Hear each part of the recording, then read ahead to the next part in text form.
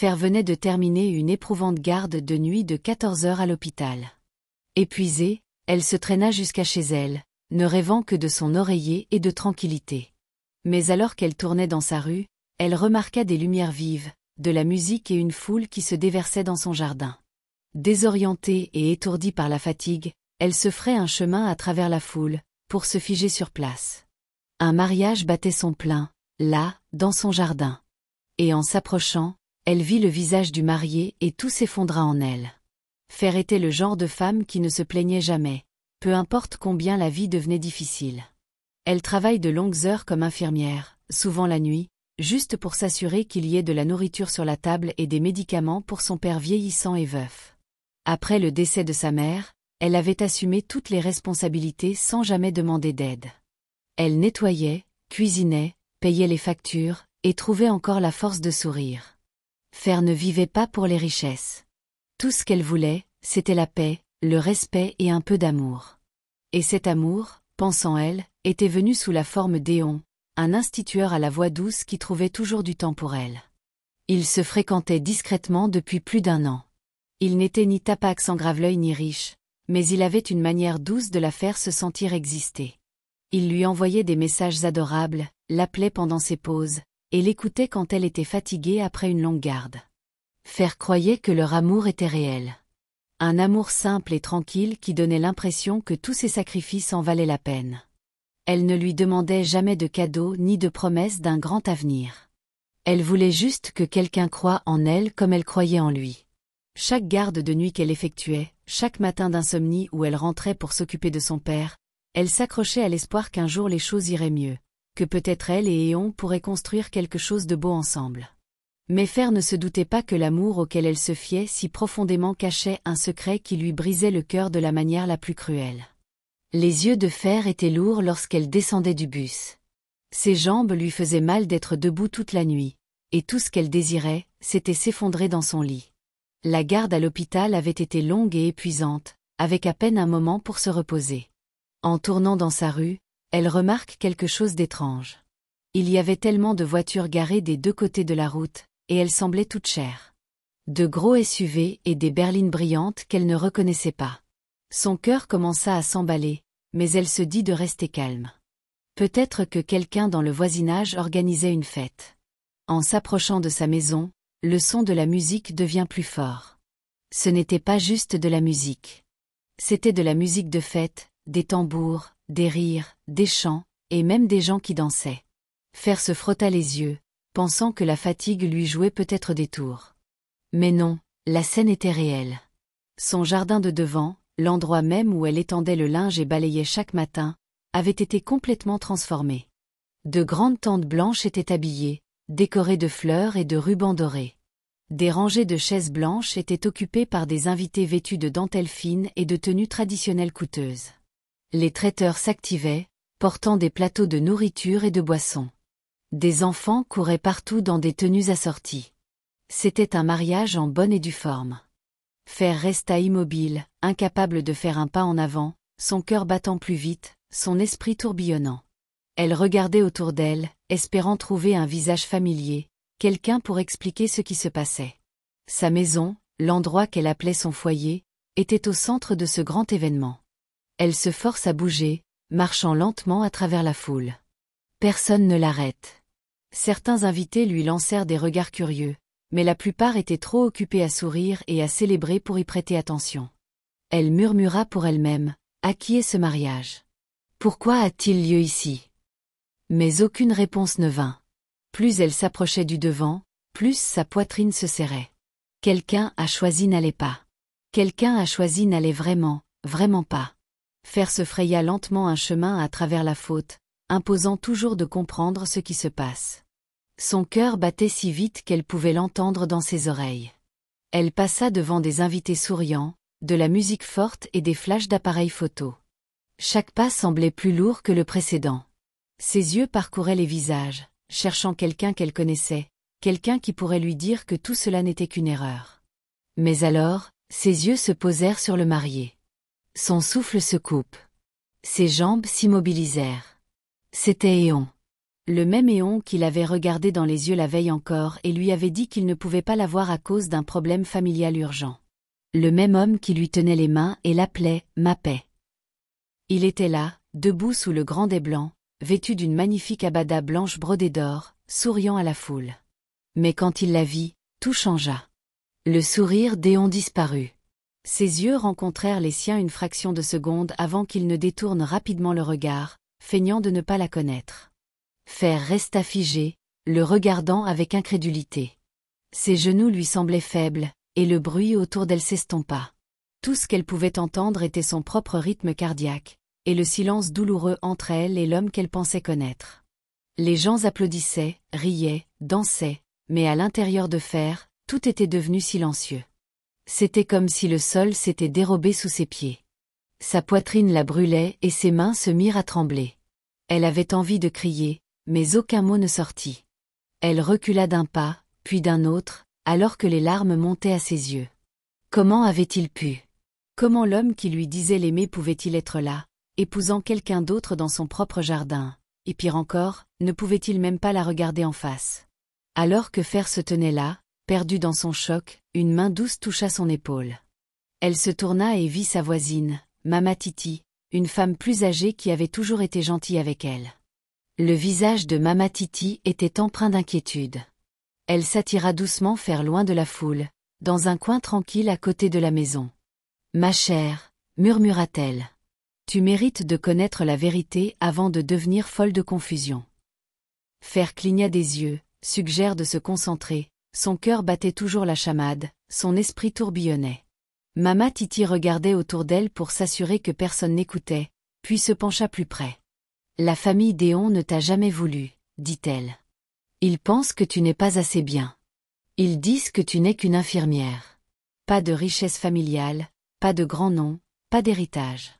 Ils veulent quelqu'un avec un statut. » La bouche de Fer s'ouvre, mais aucun mot ne sortit.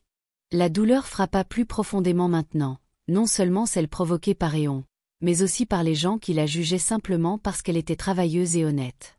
Mama Titi continue. Il planifie ce mariage depuis des semaines.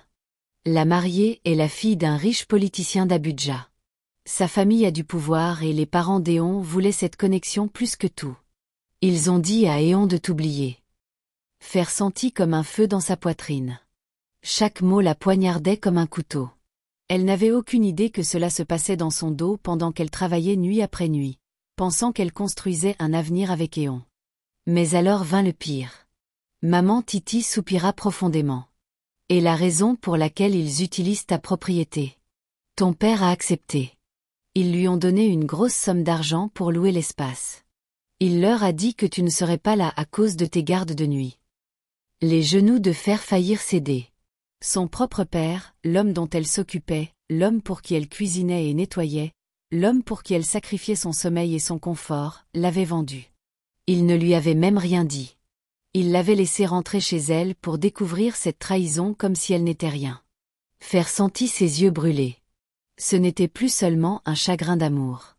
C'était une trahison profonde et brutale venant de toutes les pièces de sa vie. Et à cet instant, debout dans l'ombre de son propre jardin, Fer sut que quelque chose en elle avait changé pour toujours. Ferant rentrer lentement dans la maison, les mains tremblantes. Son père était assis sur le canapé, faisant comme si de rien n'était à l'extérieur. Mais dès qu'il vit son visage, pâle et rempli de douleur, il baissa les yeux.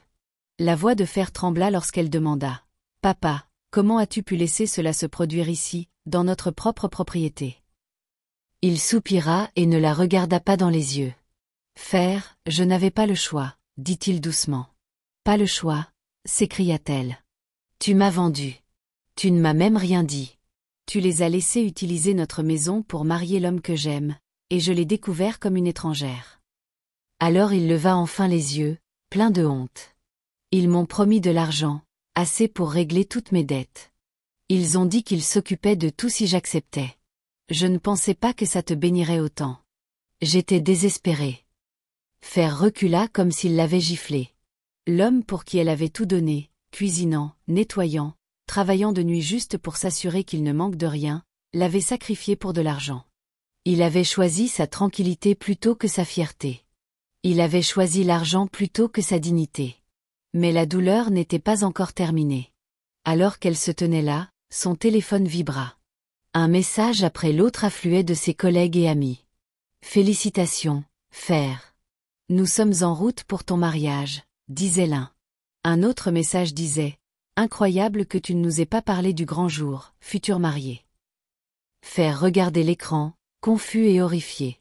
Elle a ouvert les photos jointes, de faux faire-part de mariage avec son nom imprimé en gras comme étant la mariée.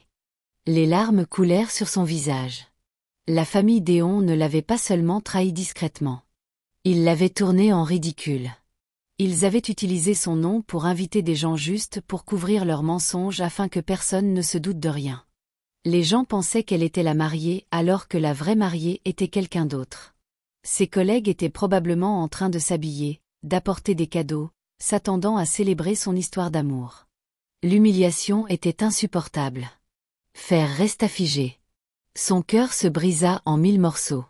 En un jour, elle avait perdu l'homme qu'elle aimait, la confiance en son père et le respect qu'elle avait travaillé si dur à gagner.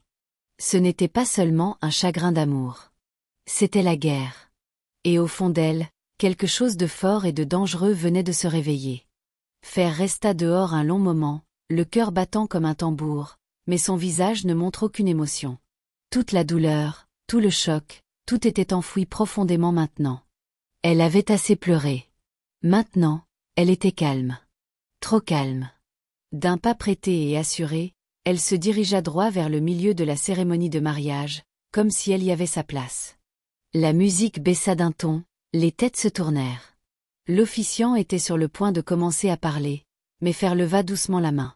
« S'il vous plaît », dit-elle d'une voix claire et assurée. « Avant de commencer, j'ai quelques mots à dire. » Des exclamations de surprise parcouraient la foule. Les yeux d'Éon s'écarquillèrent d'horreur. Il se tenait figé à côté de sa nouvelle épouse, qui regardait autour d'elle, confuse. Ses riches parents chuchotaient entre eux, clairement incertains de ce qui se passait. Certains invités s'agitèrent mal à l'aise sur leurs chaises tandis que d'autres se penchèrent en avant, impatients de voir quel drame allait se dérouler. Mais Fer ne tremble pas. Elle ne crie pas. Elle ne pleura pas. Elle regardait simplement autour d'elle avec des yeux calmes, comme si elle était celle qui contrôlait la situation. Parce qu'à cet instant, elle l'était. Chaque regard dans cette propriété était maintenant fixé sur elle. Éon ouvre la bouche, suggère de parler, mais aucun mot ne sortit. Ses lèvres tremblaient. La mariée le regardait, puis Fer, puis de nouveau l'officiant désorienté. Fer fit un autre pas en avant. « Je ne suis pas ici pour arrêter le mariage, » dit-elle doucement. « Je veux juste que tout le monde connaisse la vérité avant que cela ne commence. Vous voyez cet homme, » elle pointa à Éon sans ciller. « Il était chez moi la semaine dernière, me tenant la main et me disant qu'il m'aimait. Il a dit qu'il ne pouvait pas me voir hier à cause de problèmes familiaux. Ceci, » elle fit un geste vers les décorations, « c'est le problème. » D'autres exclamations. Des murmures remplirent l'air comme un bourdonnement d'abeilles. La mère de la mariée serra plus fort son sac à main. Les parents du marié baissaient les yeux, embarrassés. Fer sourit, mais ce n'était pas un heureux. C'était le genre de sourire qui disait « Je suis blessé, mais je suis toujours debout. Je voulais juste que vous le sachiez tous », termina-t-elle. « Maintenant, s'il vous plaît, continuez. » Puis elle se retourna, sortant lentement, avec grâce, comme une reine quittant un champ de bataille. Et bien que son cœur fût toujours brisé, le regard sur le visage de chacun montrait clairement une chose. Fer avait remporté la victoire de l'instant. Fer resta immobile, tenant la faute en silence. Elle ne crie pas. Elle ne pleura pas. Elle prit juste une profonde inspiration et commença à parler, sa voix calme et assurée. « Je ne suis pas ici pour me battre avec qui que ce soit, » dit-elle en regardant les invités. « Je ne suis pas ici pour fournisseur non plus. Je veux juste raconter une petite histoire. Mon histoire. » Les invités se penchèrent. Même le père de la mariée cessa de chuchoter. Tout le monde voulait entendre ce qu'elle avait à dire. « J'ai rencontré Éon il y a 2 ans. Il était gentil, doux, et je l'ai cru. J'ai cru chaque mot qu'il a dit. Je travaille de nuit comme infirmière. Et même quand j'étais fatiguée, je rentrais à la maison pour cuisiner, nettoyer et m'occuper de mon père. J'ai tout donné, mon temps, mon énergie, mon cœur à 2 hommes. L'un que j'aime comme un partenaire. L'autre que j'aime comme un père. Elle regardait Éon et son père, tous deux immobiles comme des statues. Je n'ai jamais demandé d'or. Je n'ai jamais voulu de grandes choses. Je voulais juste du respect, de la vérité, de la loyauté. Des exclamations de surprise vinrent de différentes parties de la foule. Certaines personnes commencèrent à secouer la tête avec incrédulité. Je ne savais pas, continua-t-elle, que mon amour n'était pas suffisant. Je ne savais pas que mon travail d'infirmière me rendait inférieure. Mais aujourd'hui, je vois tout clairement. Elle plongea la main dans son petit sac et en sortit une enveloppe blanche. Elle la brandit. Ceci est une lettre d'une organisation mondiale de la santé. Il m'honore. Oui, moi. La même femme qui n'est qu'une infirmière, pour avoir sauvé plus de 150 vies lors de la dernière épidémie.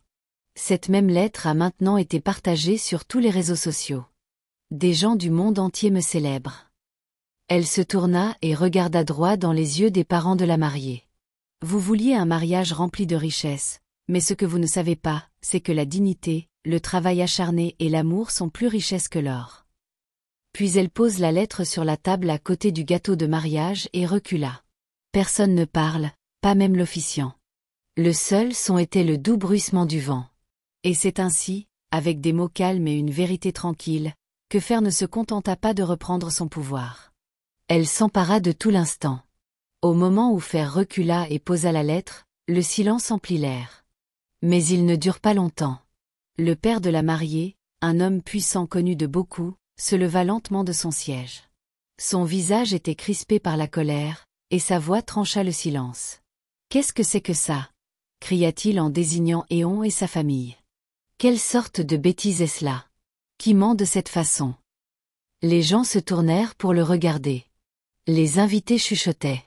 La mariée semblait perdue et confuse, ses mains tremblant alors qu'elle regardait Fer puis Éon. « Vous nous avons dit qu'elle n'était qu'une locataire » hurla le père de la mariée.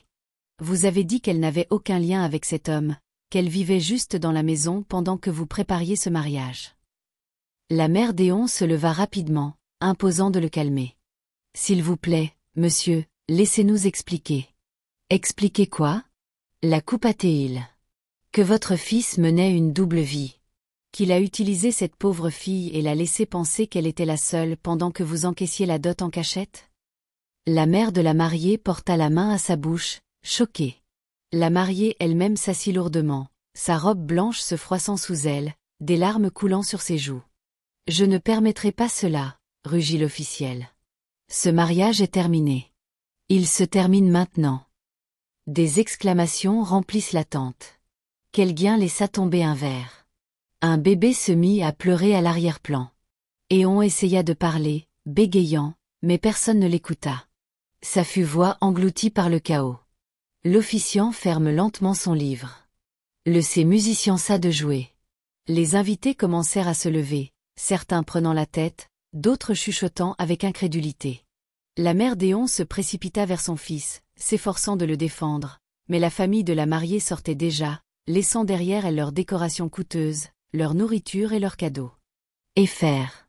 Elle se tient tranquillement dans un coin, les yeux calmes. Elle ne crie pas, ne court pas. Elle avait dit sa vérité, et maintenant les mensonges s'effondraient d'eux-mêmes. Le mariage qui devait étaler richesse et pouvoir s'est transformé en désastre. Tout cela à cause d'une femme qui n'avait rien d'autre que la vérité, et c'était plus puissant que tout ce que l'argent pouvait acheter. Le lendemain matin, Internet explose avec l'histoire de Fer. Quelqu'un au mariage avait secrètement enregistré son discours calme mais puissant, et maintenant la vidéo était partout. Elle était sur les blogs, Instagram, TikTok, Facebook. Les gens la partageaient plus vite qu'un feu de brousse. Dans la vidéo, Fer se tenait avec grâce, disant sa vérité sans crier, sans insulte, juste des faits venant d'une femme qui avait été trahie mais refusait d'être brisée. Des gens à travers le pays furent touchés. Ils ne pouvaient pas croire à quel point elle avait de la force, se tenant là après tout, après avoir été trompée, utilisée et humiliée. Les commentaires affluèrent, la qualificative de reine, de guerrière, et de véritables exemples de grâce sous la pression. Même les chaînes d'information reprenant l'histoire, l'appelant « le mariage qui a révélé la vérité ». Tandis qu'Éon et sa famille se faisaient lyncher en ligne, Fer était célébrée. Des inconnus priaient pour elle, l'encourageaient et la remerciaient de rappeler à tous à quoi rappelait la vraie force.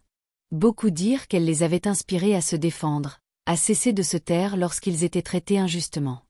Dans l'après-midi, son téléphone sonna. C'était un appel d'une puissante fondation pour les femmes. Elles avaient vu son histoire et étaient émues par son courage. Elles lui dirent qu'elles croyaient qu'elle avait un réel leadership. Elles lui offrent une bourse pour étudier le leadership en santé publique à l'étranger. Elles disent que le monde avait besoin de plus de femmes comme elle, fortes, sages et courageuses. Fer n'en revenait pas.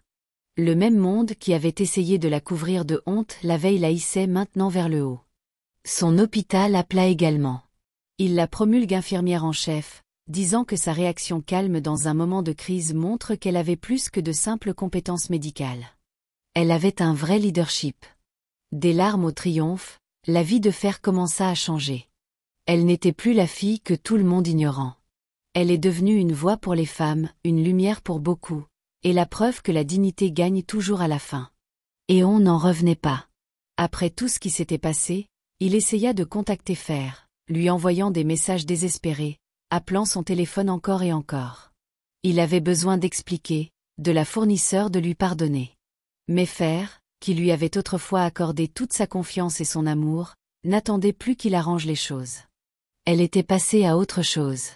Puis vint son père. Il se présente à sa porte en pleurant, s'excusant, lui demandant de revenir à la maison. Il avait fait une erreur, dit-il, et il était désolé d'avoir choisi l'argent plutôt que son bonheur. Il la supplia de lui pardonner et de retourner à la vie qu'ils avaient autrefois. Mais Fer avait déjà pris sa décision. Elle en avait fini de vivre pour les autres, fini de se donner entièrement à des gens qui ne la valorisaient pas. Fer avait fait ses valises et emménagé dans un nouvel appartement, petit mais à elle. C'était un cadeau de la Fondation pour les femmes, un nouveau départ, un endroit où elle pouvait enfin respirer et être libre. En entrant dans ce nouvel espace, elle ressentait un sentiment de paix qu'elle n'avait pas connu depuis des années. Elle était libérée des mensonges, de la manipulation et des attentes qui avaient autrefois contrôlé sa vie. Ce soir-là, elle se tenait sur son nouveau balcon, regardant le coucher de soleil peindre le ciel de nuances d'orange et de rose. Pour la première fois depuis des semaines, elle sourit. Non pas par vengeance, non pas parce qu'elle avait gagné, mais parce qu'elle s'était choisie. Elle réalise qu'elle n'était plus définie par son passé, par les hommes qui l'avaient trahie, ou par une famille qui avait vendu sa dignité. Fer s'était retrouvée, et pour la première fois, elle vivait pour son propre bonheur. Elle allait de l'avant, sans regarder en arrière. Il ne s'agissait pas de pardonner ou d'oublier. Il s'agissait de guérir et de choisir un avenir qui était le sien, et le sien seulement. À cet instant, alors que le soleil plongeait sous l'horizon, Fer sut que son voyage ne faisait que commencer. Et cette fois, c'était elle qui était aux commandes.